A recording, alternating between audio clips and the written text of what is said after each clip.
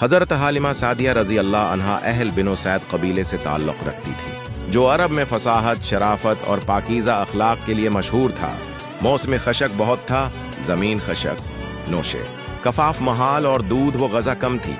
उनके साथ एक कमज़ोर चौड़ा गधा भी था। उनका बेटा रोज़ भूखा रहता और घर के हालात काफ़ी दुश्वार थे। वक्त वो आया जब मक्का की अमीरों ने अपने नौमौलूद बच्चों के लिए शरहिन खावानाई से दूर सेहतमंद माहौल में रखते हुए दूध देने वाली माएँ तलब कीं। हालिमा सादिया ने भी इस सिलसिले में कदम बढ़ाया और अपने शोहर हजरत हारिस के साथ गुधे पर सवार होकर मक्का आए, ताकि कर्ज या मुआवजे की सूरत में कोई फायदा मिले। मक्का पहुंचने पर वह देखें कि माएँ बच्चों को लिया जाती हैं, लेकिन जब हजरत मोहम्मद को पेश किया गया तो अमीरों ने इनकार कर दिया, क्योंकि अब यतीम थे। आपके वालिद हजरत अब्दुल्ला पैदाइश से कबल ही वफात पा चुके थे। यतीम होने की बना पर कोई फायदा महसूस नहीं हुआ, लेकिन हजरत हालिमा ने खुद कहा, रात भी कर लेती हूँ, यतीम ही सही, शायद अल्लाह इसमें बरकत दे। अपने अल्लाह की रहमत पर भरोसा किया और आपको अपने साथ ले आए। जैसे ही आपकी गोद में आए, सब चीजों में बरकत आ गई। दूध वाफिर होने लगा, गधा तेज चलने लगा, घर में दूध की मिकदार बढ़ गई। चरवाहों और अपने कबीले के लोग हैरान रह गए और क्या जाने वाला सवाल दरपेश आया कि उसमें इतनी बरकत कहां से। आपकी जबान खामोश थी, दिल अल्लाह के जिक्र में मसरूफ था। हजरत मोहम्मद ने 4 साल हजरत हालिमा सादिया के साथ गुजारे।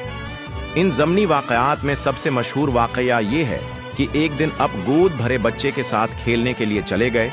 कुनारे से दूर खीतों या नुखलिस्तान की तरफ गए। वहां हजरत जब्राइल अलैहिस्सलाम तशरीफ लाए और फरमाया कि आपका सीना खोला, दिल निकाल कर इसमें से शैतान के असर को निकाला, रूहानियत से पाक साफ किया, फिर वापस रखा।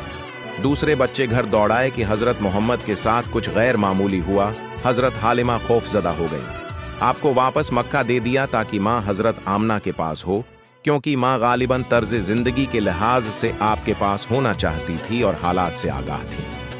वापस मक्का लाने के वक्त भी हजरत हालिमा कहते कि दिल हैं हम पर अल्लाह की रहमत के रोशन चराग। उनका गधा तेज, दूध बढ़ गया और लोग हैरत के आलम में एक दूसरे से कहते, देखो हमारे हालिमा के घर में तो जमीन और जानवरों में जिंदगी आ गई।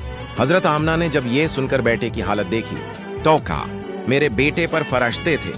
हजरत मोहम्मद की शादी के बाद जब आप रब्ते नबूत अख्तियार कर गए तो एक मरतबा आप हजरत हालिमा सादिया से मिले, बूसा दिया, अपनी चादर आपके सामने बिछाकर बैठाया और बाप की तरह एहतराम से सलूक फरमाया। आपने हमेशा उनका ख्याल रखा, उनकी खिदमत और इज्जत का सिलसिला जारी रखा, ख्वाह आप मक्का में हूँ या फिर हिजरत के बाद मदीना में। रोज़ी ईद, रोज़े रोज़ा या अशियाई ज़रूरत में आपके हक़ का एहतमाम करते थे। कई मर्तबा सहाबा कराम ने नकल किया कि नबी अपनी माँ जन्नत तक पहुँचाने वाले जज्बे में बहनों बहनों की तरह उनका एतबार और एहतराम फरमाते थे। हज़रत हालिमा की वफ़ात की मुख्तलिफ रवायात मिलती हैं।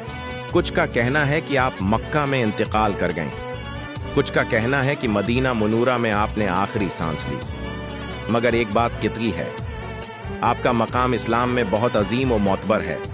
एक यतीम को अल्लाह ने आपकी गोद में नवाजा और बाद में वही यतीम अल्लाह के आखिरी नबी और खातमुन नबीन बन गए। अल्लाह ने आपको दुनिया व आखिरत में सादत व इज्जत से नवाजा। उनकी ज़िंदगी हमें ये सबक देती है कि नियत खालिस और अल्लाह पर मुकम्मल एतबार रखने वाला फ़र्द महज चंद तलवारों से बढ़कर अल्लाह की रज़ा हासिल कर सकता है। हज़रत हालिमा जैसी सादा सी कुर्बानी लेकर अजीम मकसद का आगाज़ हुआ। एक मासूम बच्चे की परवरिश करके आपने अगली नस्ल को अपने असर से रोशनास किया। अल्लाह ने उन्हें सरासर फजीलत से नवाजा और आपका जिक्र हमेशा जिंदा रहेगा।